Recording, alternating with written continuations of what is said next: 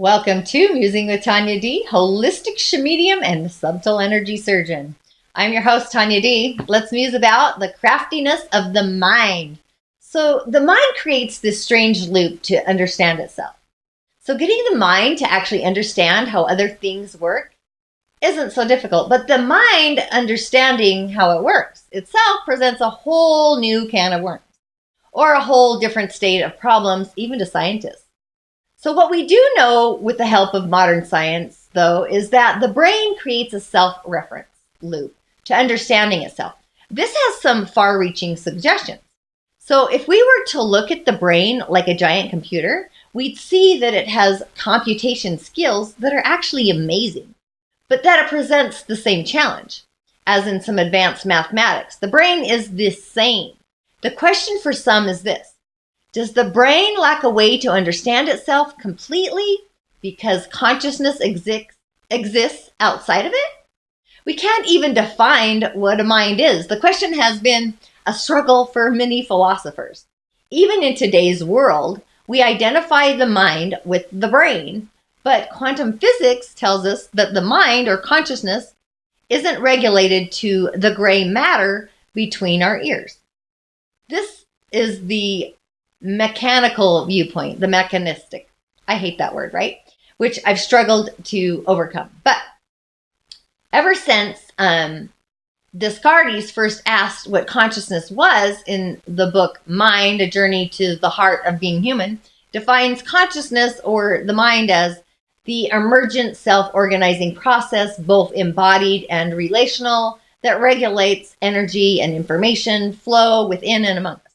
So in plain English, this means that the mind, non-local as it is not simply our perceptions of our experiences, but the experiences themselves. So quantum physics will tell us that we cannot observe the brain in entirety because anytime we observe what is happening to us, we change the outcome of reality. So from the viewpoint of a computer scientist, this strangeness is explained in a different way. A statement can itself be represented by a number. So you can take the number describing a formula, insert that number into the formula, which then becomes a statement about itself, such as a self-reference phenomenon. This introduces a certain loopiness into mathematics, something like the famous Escher print of a right hand drawing, when you have your right hand is drawing your left hand, which in turn is drawing the right hand. So this strange loopiness suggests that something similar is going on in human thought. We can't draw the hand without being the hand.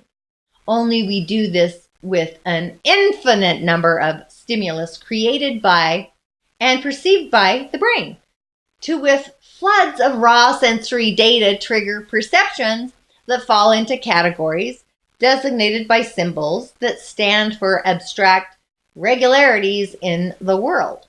The human brain creates an amazing repertoire of these symbols, which presents the power to represent a phenomena of unlimited complexity and even twists back and to engulf itself through a strange loop. This is why the sensory data we put into the brain is creating our experience, and it's the infinite quantum level where time and space don't exist. We are both the creator and the experience of our reality. This also means that our mind extends beyond our physical self in order to create what we experience. Consciousness, therefore, is this nonlinear, adaptive, coherent, highly complex loop of experience that we participate in every millisecond instead of feeling isolated and disconnected from one another. We are infinitely attached by this quantum non-local consciousness.